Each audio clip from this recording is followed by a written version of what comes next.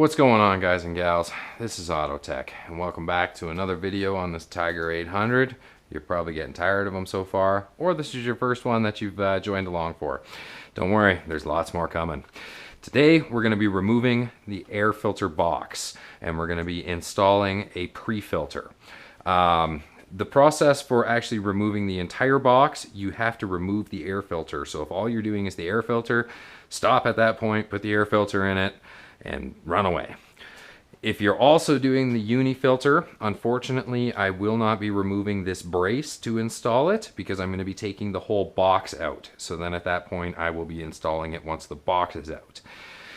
If you're at this point anyways and you're doing your air filter and the Unifilter or pre-filter, whatever you want to call it, just take out the additional like 6 bolts and just take the whole box out. It'll make your life so much easier. So the air filter box is actually a pretty straightforward removal. You do have a couple of electrical connectors, so just go ahead, get that out of the way, and get this one out of the way. And then you're gonna take this hose off. And then from there, you're gonna take out all these T20 Torx. But I'm not gonna do it. My assistant is, or the owner of this bike. Now these bolts do come right out. So when you get to the end, be careful that you don't drop them because it'll land somewhere on your transmission and you'll probably never find it again. But yeah, go ahead, get all those bolts out, and then you can just lift this cover right off. So once you got all the bolts out, you can go ahead and lift that cover off of there. It might be a little bit stuck on just because of the gasket, but don't worry, you'll get it eventually. I'm not going to edit this. This is going to take a while. Come on now. Get it up there. Okay. Ah, there we go. Outstanding. Alright, and before you get going any further and taking out more bolts, go ahead and stuff your throttle bodies with some rags. That way if you drop something, it's not going to go missing into your engine. I know your throttle blades are closed, but better safe than sorry. To remove your air filter, you've got 2 Phillips screws. However, the screws have little keepers on them, so don't take one all the way out. Work them out evenly so that the filter will lift up slightly and it doesn't break these little tabs off or retainers off. So once you get those bolts out, you can go ahead and just lift your air filter out. That's looking pretty dirty, actually.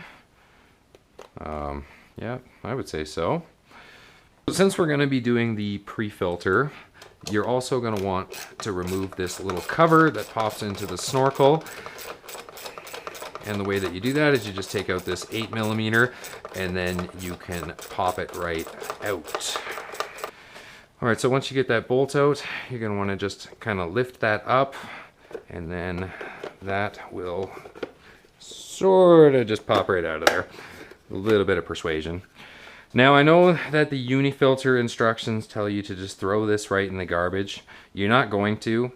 What you're going to do is you're going to hold on to it because we're going to reuse it, and it makes your install super clean. So now before you go and remove the air filter box, I just do this just for fun. I know they're supposedly the same, but I always just reinstall them in the exact same location.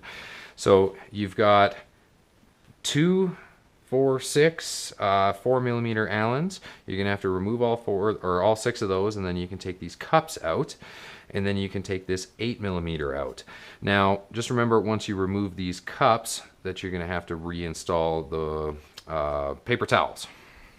Okay, now that you have the bolts out of the air filter box, don't go ahead and just like reef on it just yet. You have a hose that's connected to this sensor up at the front, and then there's one hose that's connected to this PCV system. This one will just pop out as you lift the air box. That one's on there pretty good, or it'll just come out of the transmission. Remember to transfer it back over. But yeah, remember to unhook those 2 hoses before you lift the air filter box up. Alright, so now that you got the air filter box out of the way, go ahead and get this snorkel out of there. And that piece will be going in the garbage. There we go. Proud of you. So now that you've got your air filter box out and you threw that snorkel in the garbage, you're going to want to wear some gloves. Go ahead and take that filter out of the bag. And then the install from there is actually pretty straightforward. You're basically just going to reinstall it. It's got the little thing in the lip there so that you know when it's properly seated. Pop it into your air filter box. So now when it comes to installing this, basically you just slide it down in there, guide that filter up. The red filter is going to stick out just a touch past. Make sure that you seat this on this hose, and then remember to hook up the other hose on here, plug in your sensors, put in your new air filter, tighten it down just snug. I put a little bit of blue Loctite on those bolts just so that it doesn't come loose and potentially go into the engine. I know it has the little retainers, but I just like to do that. Same with the throttle body ones. And the torque on those is super light. It's only like 6 Newton meters, so don't over torque those.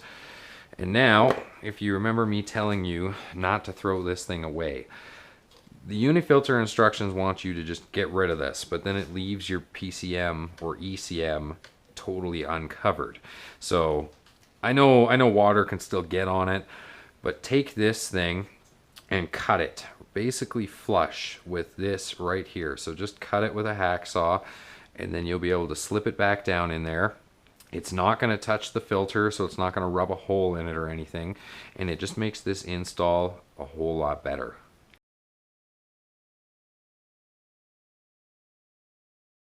Unfortunately, I'm going to have to let you guys figure out how to install it, you know, just by watching the video in reverse, because we got to keep going on this engine here, get a little bit further into it. Hopefully the video will help you out just for the removal process, installing the Unifilter, and I hope that my little idea for maintaining the ECM cover helps you out. If you're new to this, make sure you hit that subscribe button, and as always, thanks for taking the time and watching.